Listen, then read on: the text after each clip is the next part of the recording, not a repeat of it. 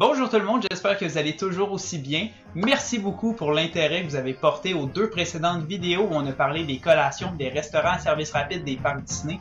Je pense que jaser de bouffe, c'est quelque chose qu'on apprécie tous, qui nous rejoint tous. Donc sans plus tarder, aujourd'hui, débutons le troisième et dernier épisode de cette série en parlant des restaurants service aux tables.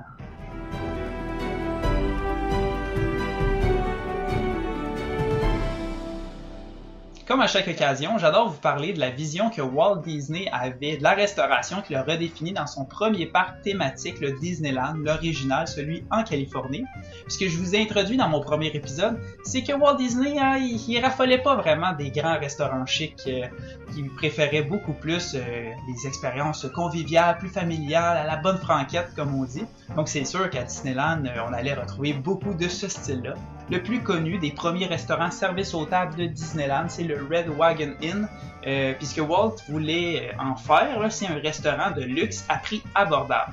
En fait, ce qu'il disait, c'est de permettre aux familles de vivre un repas fancy, ensemble, mais avec un service remarquable qui en fera une expérience où tout le monde se sentira spécial et confortable. Ici, on est sur Main Street, alors évidemment, la thématique, l'architecture, on respecte le tournant du 19e au 20e siècle. Puis pour l'anecdote, le Red Wagon Inn, il a été presque entièrement construit à partir d'un vieux bâtiment victorien, puis auquel on a récupéré des façades, des toits, comme ça on est sûr de ne pas pouvoir être plus authentique que ça.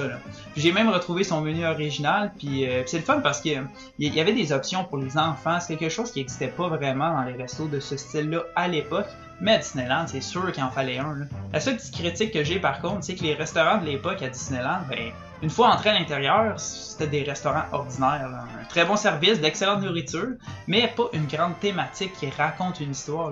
Puis ça, c'est quelque chose qui est commun à tous les restaurants actuels qu'on retrouve dans les parcs Disney de la planète. Mais ça sera pas trop long que Walt va régler la situation. Il imagine rapidement un souper spectacle chinois comprenant des plats et des arts de la scène de cette culture. Puis étrangement, il voyait ça entre Main Street et Adventureland. Bon, bref, l'idée a été annulée, mais rapidement, il va imaginer le restaurant Enchanted Tiki and Bird Room. À l'origine, c'est des vrais oiseaux qu'ils voulaient mettre, mais avoir des perroquets perchés en haut de notre table, c'est pas très une bonne idée.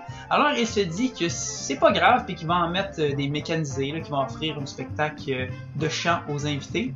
Par contre, la gestion de ça, c'était peut-être pas facile, mais on vient d'inventer les premiers audio-animatroniques avec ça, des oiseaux mécanisés. Alors, on va les réutiliser pour en faire une attraction, le Walt Disney's Enchanted Tiki Room.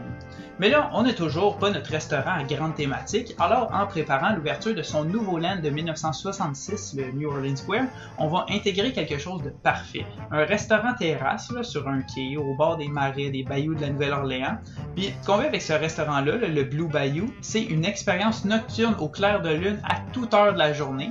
Alors la terrasse, il va être intérieure, mais l'ambiance sera à son comble, surtout avec la musique jazzée, en harmonie avec les sons de la nature et la douce odeur de la cuisine cajun. Et ça, mes amis, c'est le premier restaurant à thématique unique de Disney. Sauf que Walt Disney n'a pas vraiment eu la chance de le voir de ses yeux, parce que à l'ouverture de New Orleans Square en 1966, que Walt a inauguré, il n'y avait aucune attraction qui était prête, il n'y en avait aucune qui était encore fonctionnelle, ni le manoir hanté, ni l'attraction des Pirates des Caraïbes. L'attraction des Pirates passe au travers le restaurant Blue Bayou puis participe à son ambiance. Donc techniquement, le restaurant aurait pu ouvrir en même temps que le LEN, mais Walt Disney disait que c'était un bad show de regarder l'eau des marais puis de ne pas pouvoir voir les bateaux pirates passer. Alors le restaurant, il n'allait pas ouvrir tout de suite. Mais entre-temps, Walt Disney est décédé, laissant un héritage culinaire important pour l'avenir des parcs Disney. Mais comme à chaque fois, les expériences thématiques gourmandes se sont multipliées et diversifiées au fil des ans. On a eu plein de nouveaux parcs depuis Disneyland, puis on a eu plein de restaurants fantastiques. Puis en fait, ce que je remarque, c'est que plus le temps avance, puis plus les options se raffinent, se diversifient, qui sont tout le temps de plus en plus intéressantes. Puis il y en a tellement que c'est sûr qu'il y en a au moins une que vous allez adorer, puis plusieurs que vous allez aimer. Puis c'est pourquoi aujourd'hui, je vous présente 5 restaurants service aux tables de type différents. Alors encore une fois, je me limite uniquement à ceux du Walt Disney World. Déjà là, il y en a tellement des bons que le choix est difficile, là, mais je préfère le préciser, c'est pas un top 5, c'est pas les 5 meilleurs par le public, c'est tout simplement 5 catégories différentes de restaurants, puis dont j'en fais ressortir un, soit mon préféré ou pour vous montrer la diversité des options au Walt Disney World. Mais là, je veux savoir, vous, c'est quoi vos restaurants service aux tables préférés? Écrivez-moi ça dans les commentaires, ça me fait tout le temps plaisir de vous lire. Si le choix est dur ou si vous voulez découvrir toutes les options qui vous correspondent à vous ou à votre famille, ben, je peux vous aider avec grand plaisir à démêler tout ça, tout simplement en réservant votre prochain voyage par mon entremise, en m'écrivant au maxime@wdworld.com. Comme je dis, ça va me faire un grand plaisir de vous aider avec la planification de votre prochain voyage vers une destination magique pour réaliser ce voyage de rêve. Donc, alors là, le premier style de restaurant qu'on va voir sont les options dites à thématique unique. Donc les Unique Theme Dining que Disney appelle. C'est des restaurants, tout comme le Blue Bayou de Disneyland avec la thématique qui est poussée une coche plus loin que tous les autres, mais mon préféré c'est de loin le Storybook Dining at Artist Point de l'hôtel Wilderness Lodge. Puis je dis pas ça parce qu'il est nouveau d'un peu plus d'1 an, mais c'est parce que c'est vraiment complet comme expérience. Ici on se retrouve dans la forêt enchantée de Blanche-Neige, il y a des arbres, il y a de la boiserie partout. On a de la nourriture de style forestière avec beaucoup de verdure, de champignons, des petits fruits. On a des viandes, des options végétariennes pour tous les goûts, là. Évidemment, puisqu'on est dans la forêt, on va avoir un contact privilégié avec certains nains. Simplets et grincheux sont là. Et bien sûr, Blanche-Neige aussi. Mais faites attention car vous pourrez tomber sur la méchante reine.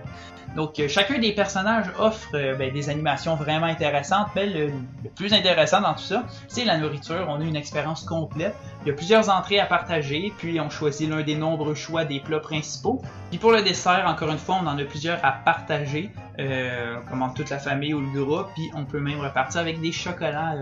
Donc de la nourriture, vous allez en avoir amplement, puis peu importe le plat principal que vous allez choisir, le prix sera le même, soit environ 55$ US par adulte et 33$ US par enfant. À cela, il va falloir ajouter comme le pourboire et les taxes. Donc, c'est pas donné, j'en conviens, mais son grand point positif, c'est qu'il en coûte seulement un crédit service aux tables sur votre plan repas. Donc, c'est une excellente façon de rentabiliser une expérience qui va assurément plaire à toute la famille.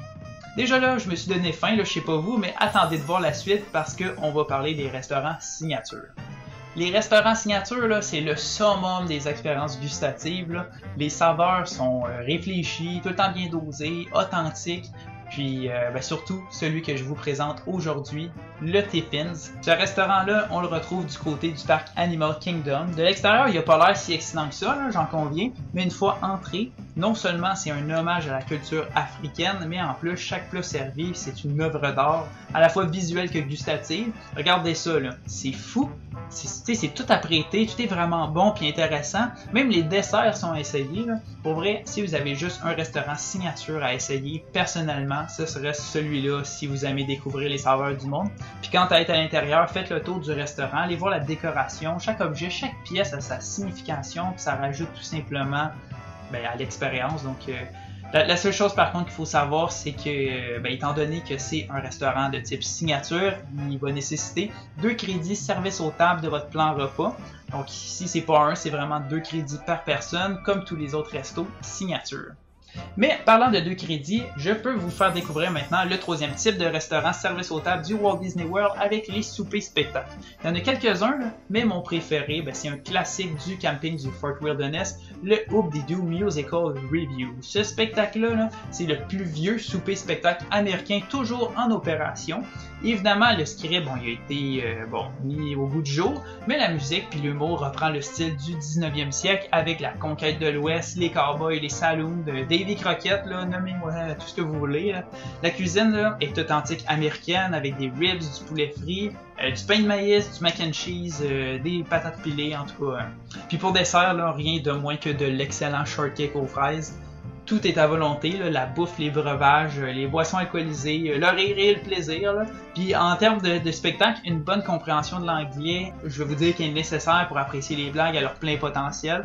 Mais en termes de musique puis d'ambiance, on se fait entraîner, on tape du pied, on claque des mains, là, puis on a du fun. C'est assez facile de ce côté-là. Dépendamment de la place qu'on choisit dans la salle, le prix varie un peu, mais pour vous donner une idée, c'est plus de 75$ US par adulte puis 40$ US par enfant. Lui aussi, il faut ajouter les taxes puis le pourboire. donc ça revient plus cher, mais avec votre dining plan, comme je disais, c'est 2 crédits service au temps par personne, mais pour vrai, là, personnellement, je trouve qu'il vaut très bien la peine. Sauf peut-être, bon, si vous êtes à votre premier voyage, parce que ça nécessite quand même un certain détour vers le camping Fort Wilderness, qui est à proximité du Magic Kingdom. Mais sinon, c'est vraiment un classique à essayer. Un autre type de restaurant service aux tables qui en attire plusieurs sont les buffets avec rencontre de personnages. Les plus connus que vous avez assurément entendu parler sont le Chef Mickey ou le Crystal Palace, mais moi, c'est à l'hôtel du Grand Floridian que je vous amène avec les restaurants 1900 Park Fair. On se le cachera pas, là, dans un buffet de personnages, on paye pour la présence des personnages puis de la nourriture à volonté. C'est de la bonne nourriture à chaque fois, puis c'est même excellent ce qui est proposé, mais c'est jamais l'expérience gustative ultime. Alors, pourquoi j'ai choisi de vous en parler de ce restaurant, c'est à cause de la thématique.